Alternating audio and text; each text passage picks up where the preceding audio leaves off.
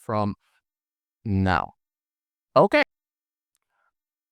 So, I want to start by telling you something about Malmö University.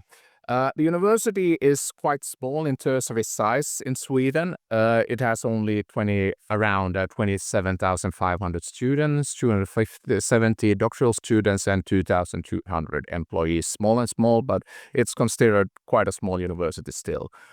We have 5 different faculties that conduct teaching and research in areas such as clinical dentistry, healthcare and welfare, biotech, computer science, educational sciences, urban studies, migration, social studies, food science, and quite a few subject areas more. What is also worth pointing out is that the university has many students who come from international backgrounds. As the university itself emphasizes in its Vision 2025 document that the university wants to be a national role model for inclusion and widening recruitment in education, doctoral education, and research. So the university also maintains that diversity contributes to a creative and inspiring academic environment that drives quality and development. And as part of fulfilling this and other goals at Malmö University, the Center of Teaching and Learning, or CAKL, exists. And this is where I work. So the center works for the entire university. We are not part of any specific faculty, although we are technically part of the Faculty for Teaching and Learning. We work for the whole of university and not just for the Faculty of Teaching and Learning. We offer education then and conduct research in teaching and learning in higher education. In other words, we are a unit for educational and academic development, and one of our main tasks is to offer high-quality training to teachers at Malmö University so they can develop their skills as university teachers.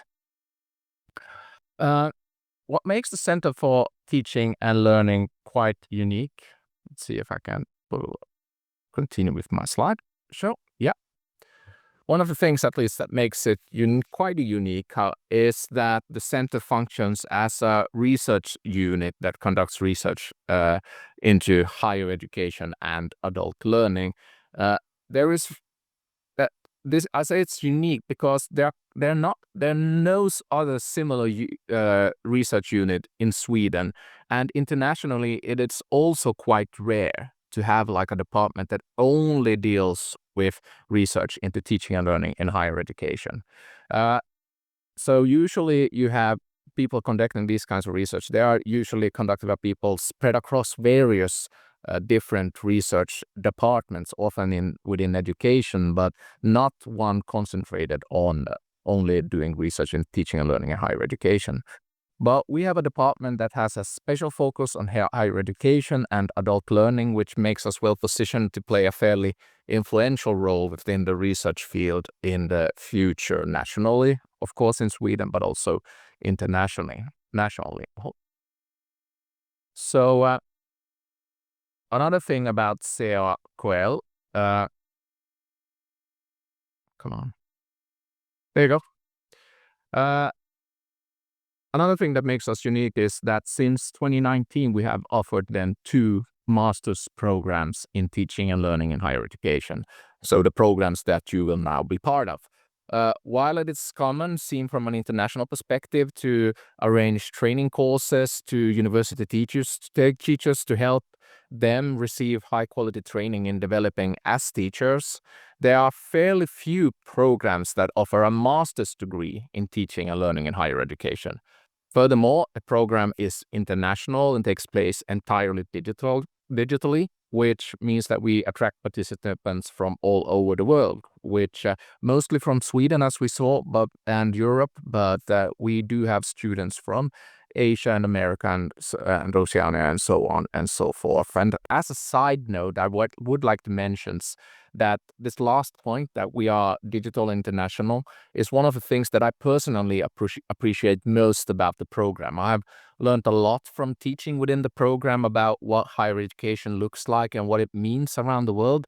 So I really think it has enriched my own work, and I look forward to learning, of course, more from you and your varied experience during this program.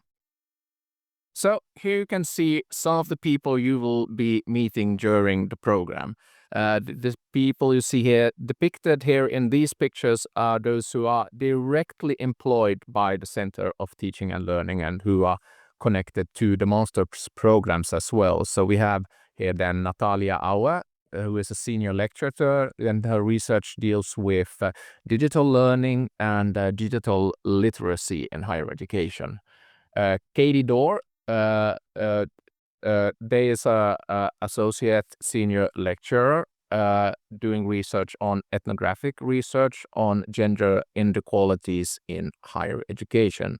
Then we have Marie Leyen, and also a senior lecturer, and she was previously the program coordinator, so she knows really a lot about the master's program as well. And she does research into learning environments, meaning the physical and the digital classrooms. And she's also worked a lot with developing hybrid teaching rooms at the university in Malmö, but also in other universities around Sweden. And then we have me. I'm an associate professor, program coordinator. My research interest is mainly in controversial issues in teaching in higher education.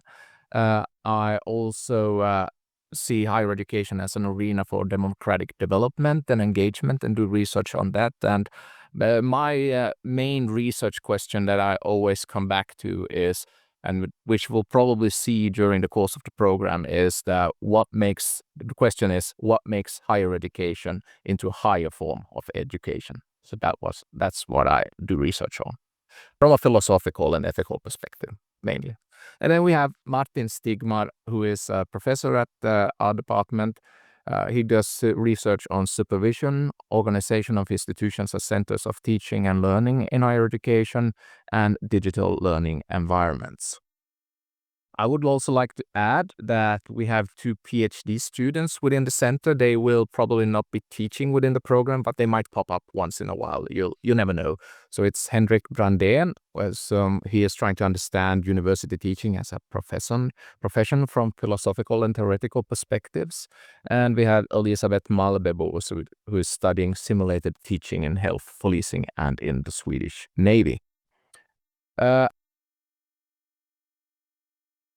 On this slide, you will find 3 people who are not employed by the Center for Teaching and Learning, but who you probably will be seeing throughout the program. So these are people who we call upon now and again to help us out with our courses.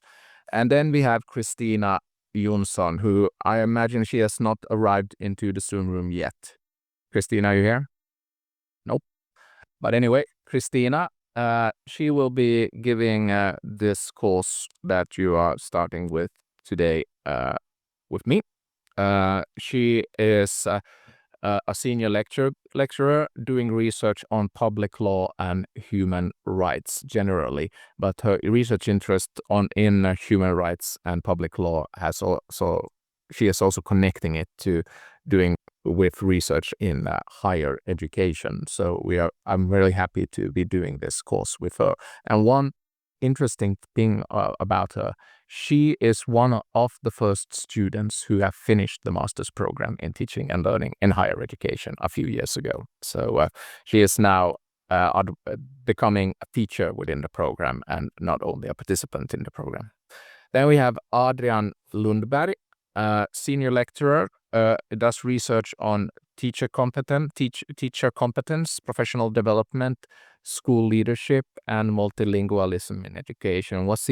The thing he's most known for is that he's received a lot of recognition for his use of the so-called Q methodology, which is an innovative research approach that combines qualitative and quantitative elements. And then we have Åse Nygren, senior lecturer, does research on educational merit systems in higher education, educational quality, and educational quality work. I think you'll see her in the next course later this fall. And finally, I have this page, who we could call them administrative staff. So first of all, we have Patricia Staff. She is the director of the Center for Teaching and Learning. So she's my boss, basically. She also does some teaching, especially in the elective courses. I will be getting to the elective courses later on. And she's done research on widening participation and inclusion in higher education. Then we have Anita Marttila and Gunilla Assason. Both of them are student administrators. Most of the like things that deals with structural issues, like how I can't see my grade in LADOC, which is the system we use for registering your results, or are having trouble accessing the Canvas scores, and these kinds of questions.